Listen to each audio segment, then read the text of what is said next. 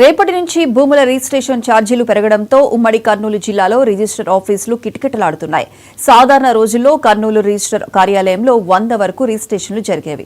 2 రోజుల నుంచి 300కు పైగా రిజిస్ట్రేషన్లు పెరిగాయి. మరోవైపు రిజిస్ట్రేషన్ ఛార్జీలు పెరగడంతో నిర్మాణ రంగం కుదేలైంది.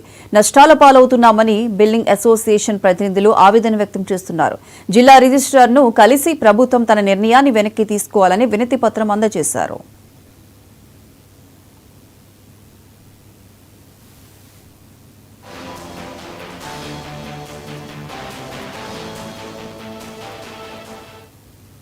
పెంచుతున్నారని చెప్పేసి పేపర్లలో రావడం జరిగింది. అలాగే ప్రభుత్వం కూడా వాటి మీద కసరత్తు చేసి మరీ భారీగా పెంచకుండా లిమిటెడ్గా పెంచారు.